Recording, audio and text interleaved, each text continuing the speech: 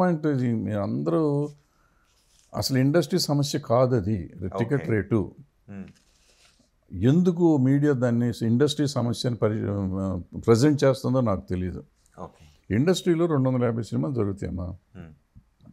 Ticket రేట్లకు 10 సినిమాలే వస్తాయి సంవత్సరంలో, 10 కాకపోతే 12 సినిమాలు వస్తాయి. 10 సినిమాల సమస్య మన సమస్య కాదు, నా ఇండివిజువల్ సమస్య.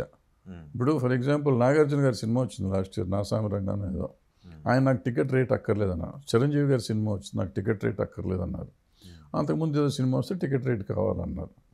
సో ఇప్పుడు టికెట్ రేట్ కావాలి అనేది ఏంటంటే ఒక ఇండివిజువల్గా నేను డబ్బులు ఎక్కువ ఖర్చు పెట్టాను కాబట్టి నాకు కావాలి అంటారు. అంటే కొంతమంది ఖర్చు పెట్టారు కాబట్టి దానికి వస్తుంది. ఇప్పుడు అవతార్ ఉంది హిందీలో, ఇంగ్లీష్లో, అది ఎక్కువ ఖర్చు పెట్టారు కాబట్టి దానికి రేట్లు పెంచమని చెప్పి వాళ్ళు అడుగుంటారు.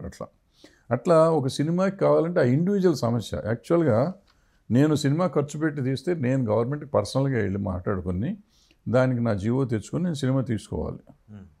అది దానికి ఇండస్ట్రీ సమస్య అని దాన్ని కలర్ ఇచ్చి ఇండస్ట్రీ వాళ్ళని తీసుకెళ్ళటం అనేది తప్పు. ఇండస్ట్రీ సమస్యే కాదు అది నా ఉద్దేశం. నేను ఈ ఛాంబర్ కానీ కౌన్సిల్ కానీ ప్రతి దాంట్లో నేను చేశాను, ప్రతిదానికి నేను ప్రెసిడెంట్గా చేశాను. నాకు తెలిసిన సమస్యల ప్రకారం అది సమస్య కాదు, ఓ ఇండివిజువల్ ప్రొడ్యూసర్ సమస్య. ఈవెన్ ఆర్టిస్టుల సమస్య కూడా కాదు. లాస్ట్ టైం ఆర్టిస్టులు వెళ్ళారు అక్కడికి, ముఖ్యమంత్రి దగ్గరికి.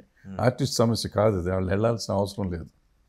అప్పుడు బాలకృష్ణ గారు ఎందుకు వెళ్ళలేదని అడిగితే కూడా నేను చెప్పాను, ఆర్టిస్ట్ సమస్య కాదు అది, అది ఆ ప్రొడ్యూసర్ సమస్య. నేను సినిమా తీసాను, నా సినిమా రిలీజ్ ఉంది, నాకు డబ్బులు పెంచాలి, నేను కదా వెళ్ళి మాట్లాడుకుని తెచ్చుకోవాలి. ఎందుకు 10 మందిని తీసుకెళ్ళాలి, నువ్వు ఎందుకు ప్రదర్శన చేయాలి? ఓకే, అంటే వెళ్ళింది అల్లు అర్జున్ కోసం, దిల్ రాజు సినిమాల కోసం, అంతేనా? డెఫినెట్గా అంతే అయ్యి ఉండాలి. బట్ అవి మాట్లాడలేదు కాబట్టి అది కాదంటే మనం అవునంటే సైకిల్తో మొదటి సమస్యకి పరిష్కారం వచ్చేది, చెప్పాల్సిన అవసరం లేదు, వెళ్ళి కంటి చూపుతో తెలిపోయినాయి సమస్యలన్నీ.